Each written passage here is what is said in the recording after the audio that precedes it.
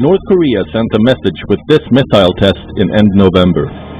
The breakthrough intercontinental ballistic missile put the entire United States mainland within range of its nuclear weapons.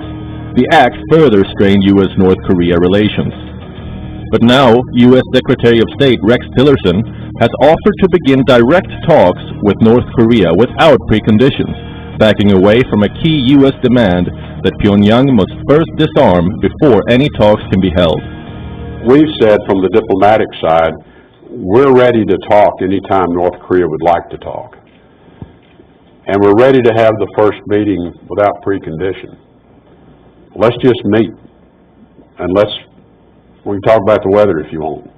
We can talk about whether it's going to be a square table or a round table if that's what you're excited about. But can we at least sit down and see each other face to face?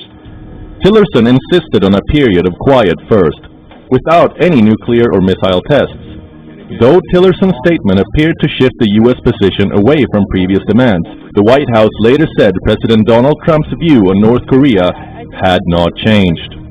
The statement said the president's views on North Korea have not changed. North Korea is acting in an unsafe way not only towards Japan, China, and South Korea, but the entire world. North Korea's actions are not good for anyone, and certainly not good for North Korea.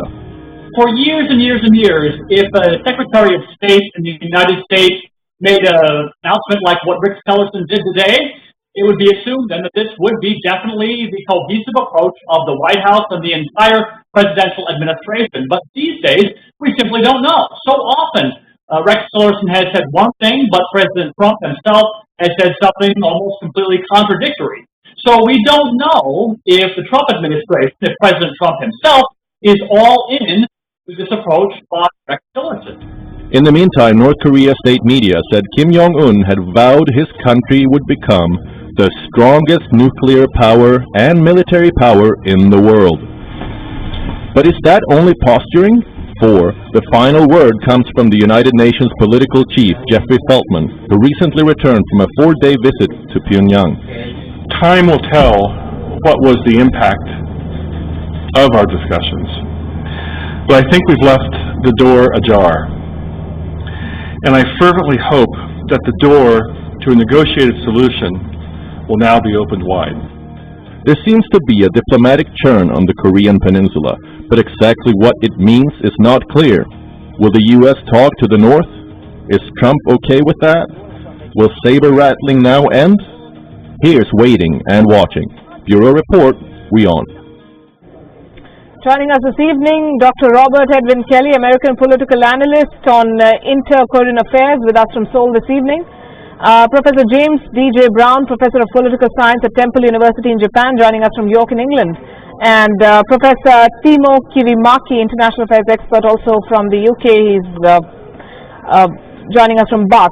Good evening to all of you. Dr. Kelly, let me begin with you. For whatever Tillerson's statement is worth, what does the shift in America's position really mean for the equation with North Korea? Well, I think it means that the Trump administration, or at least Secretary Tillerson, is somewhat desperate for a deal. I think perhaps he realized that the Trump administration is looking to strike North Korea. I think the White House probably believes it's getting close to time to strike North Korea. And Secretary Tillerson would like to head that off. It may also be the case that Secretary Tillerson is leaving soon, the secretaryship, and may be looking to strike a deal or otherwise go out with a bang, get some kind of big agreement under his belt before he leaves. There are a lot of rumors that he's leaving soon.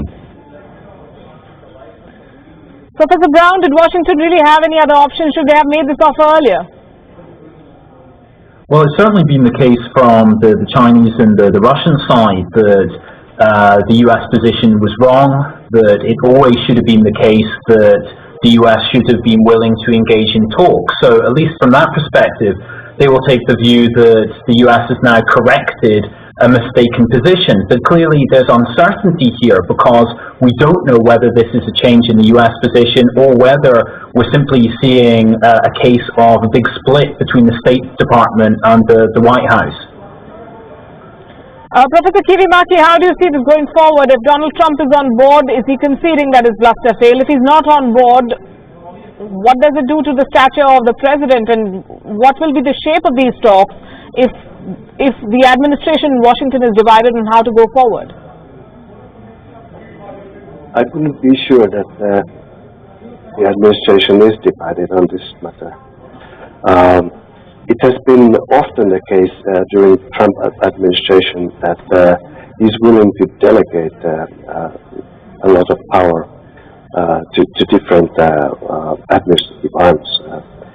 In this case, I wouldn't be so sure that there is a division between the State Department and the White House. Donald Trump and his administration is a businessman administration. They are interested in relationships. Donald Trump himself often talks about how he wants to get along with different world leaders. This is getting along. Talking to potential enemies is part of his political culture. Right. Dr. Kelly, will this be seen then as advantage Kim Jong-un? He dug his heels in and forced Washington to come to the talking table, at least make the offer. Yeah, I think so. I mean, and I don't think the Kim family will respond. I think Kim Jong-un will not actually come back. I think the Kims right now will persist with the program. They will continue to try to finish the nuclear weapon program as much as possible so they can strike anywhere in the continental United States. And then, in a year or two, they'll come back and say they want to talk.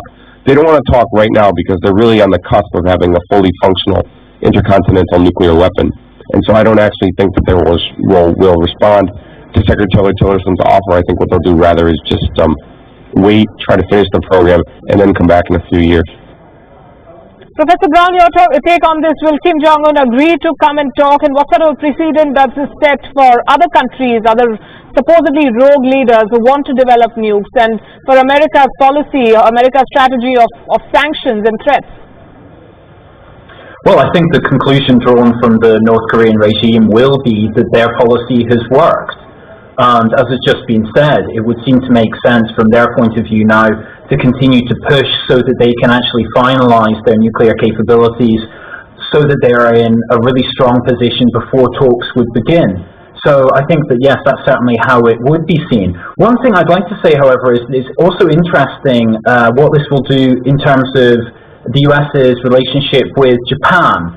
Now, Japan has taken a very strong position in supporting what they believed was the US position of not agreeing to talks without the precondition of North Korea committing to denuclearization. Now the US position has changed, and that seems to place the Japanese government in a very awkward position. They have said that there is no point in talks for talk's sake. They believed that they were on the same page as the United States on that issue, and now they seem to have been contradicted. And Professor Kirimaki, where does it leave countries like Japan and South Korea? Do you see a role for China, for instance, in the talks, if the talks happen? I think before China, I think we have to emphasize the role of South Korea. I think it's quite clear that even if this new development puts Japan in an awkward position, it puts South Korean regime in a much better position. South Korea has been often seen as left out of these developments, especially the most aggressive developments. The current presidential team in South Korea is extremely strongly in favor of dialogue, and I think even when it comes to Tillerson's recent declaration, I think there's a strong voice from the South Korean president and presidential office